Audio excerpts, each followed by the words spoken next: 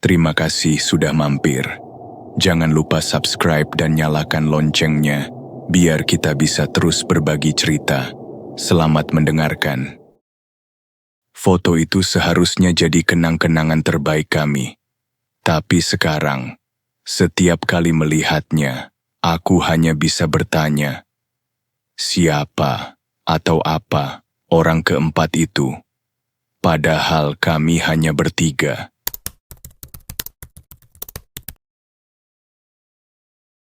Semuanya dimulai dari obsesi kami bertiga, aku, Bayu, dan Dita.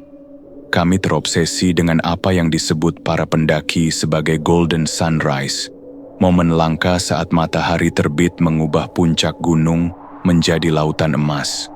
Target kami adalah Gunung Gede, via jalur Cibodas yang terkenal dengan keindahannya sekaligus keangkerannya.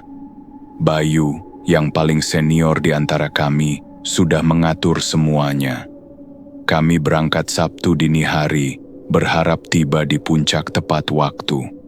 Udara malam itu terasa lebih menggigit dari biasanya, dan hutan di sekitar kami terasa sunyi senyap.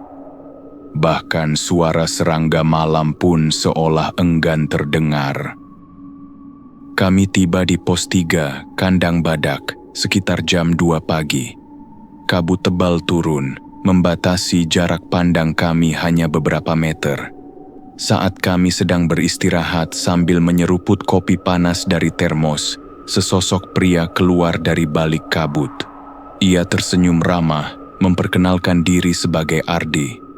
"Saya sweeper mas, Mbak. Mau mastiin rombongan terakhir aman sampai atas," katanya.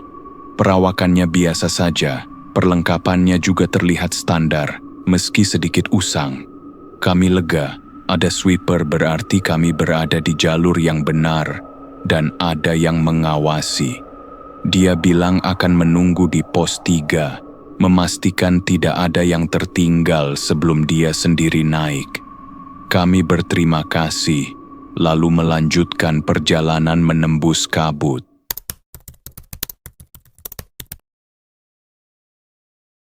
Perjalanan dari pos 3 ke puncak adalah siksaan terakhir. Tanjakan setan benar-benar menguji mental kami. Napas kami tersengal-sengal di udara yang semakin tipis, dan setiap langkah terasa berat. Tapi semangat kami terpompa saat garis cakrawala di timur mulai memerah. Kami berhasil.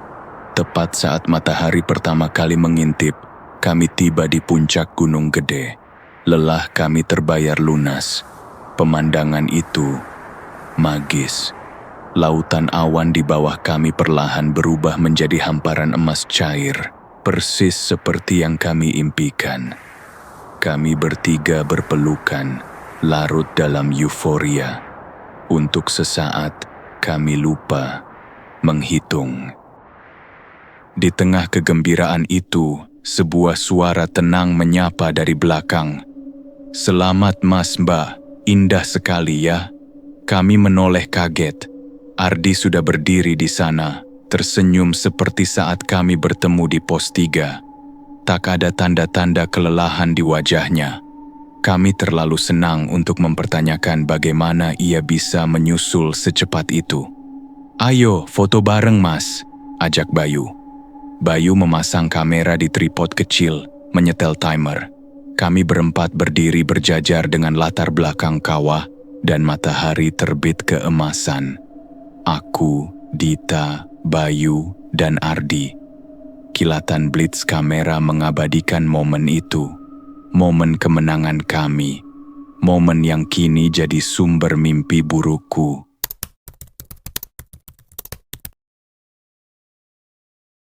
Perjalanan turun selalu terasa lebih panjang.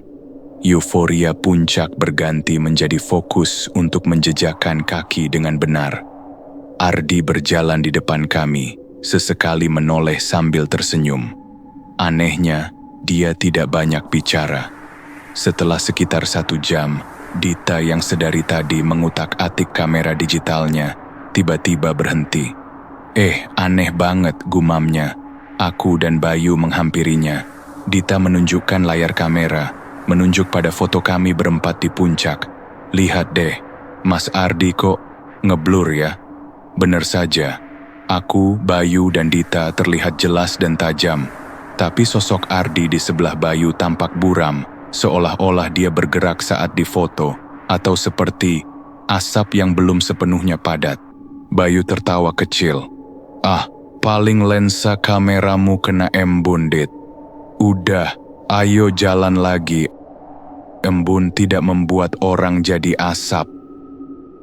Tak lama kemudian, Ardi berhenti di sebuah persimpangan kecil yang tidak kami sadari saat naik. Jalur setapak itu lebih kecil dan tertutup semak. "Lewat sini lebih cepat, Mas Mbak. Jalurnya lebih landai, motong jalan," katanya dengan nada meyakinkan.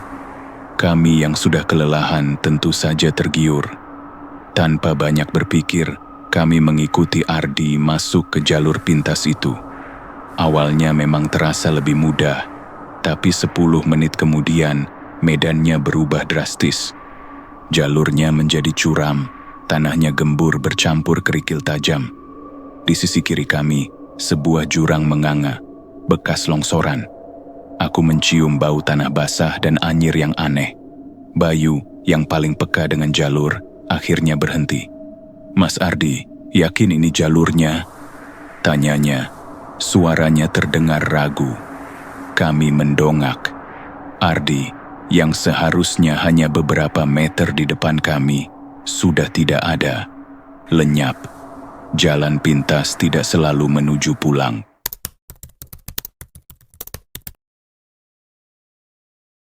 "Ardi!" Bayu berteriak, suaranya serak. Gema panggilannya ditelan oleh jurang, kembali sebagai bisikan kosong. Panik mulai menjalari kami. Kami sendirian, di jalur antah berantah, di sebelah kuburan massal tak bertanda. Bau anyir itu tiba-tiba terasa mencekik. Bayu, dengan wajah pucat pasi, menunjuk ke seberang jurang.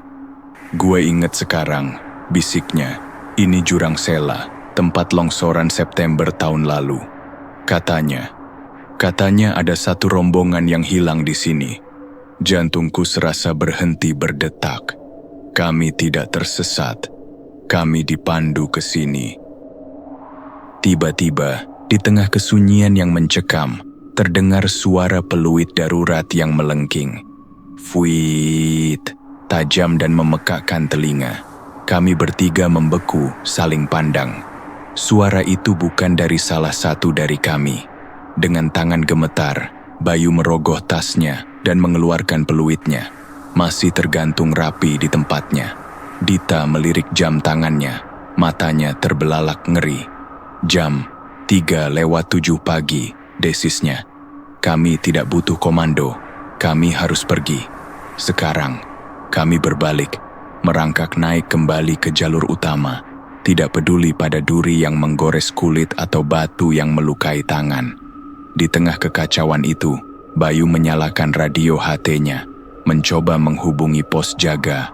Kersk, hanya suara statis. Satu lagi belum turun. Kersk, radio itu mati.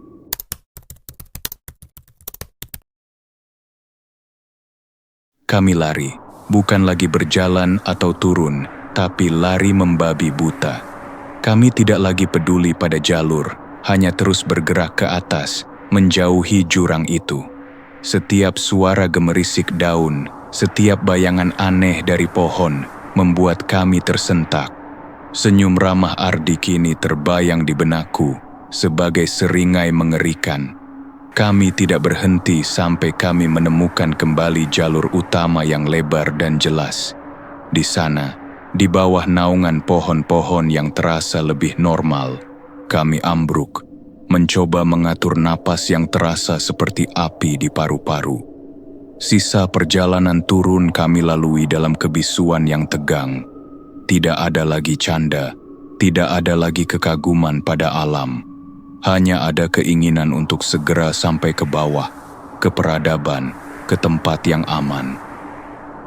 Sesampainya di base camp, kami langsung melapor ke pos jaga. Kami ceritakan semuanya. Petugas terdiam. Wajahnya berubah serius. Tidak ada sweeper resmi yang bertugas malam ini, Mas. Jalur itu kami larang sejak longsoran tahun lalu. Warga lokal menyebutnya Komunitas Pendaki September. Mereka masih sering menyapu pendaki yang lewat, mengajak ikut, biar rombongannya lengkap. Kami bertiga pucat pasi. Malam itu, Dita mengirimkan foto dari puncak ke laptopku. Aku memperbesar, mempertajam. Sosok Ardi memang buram. Lalu aku melihatnya. Wajahnya bukan sekadar buram. Wajah itu rata, tanpa mata, tanpa hidung, tanpa mulut, hanya kekosongan.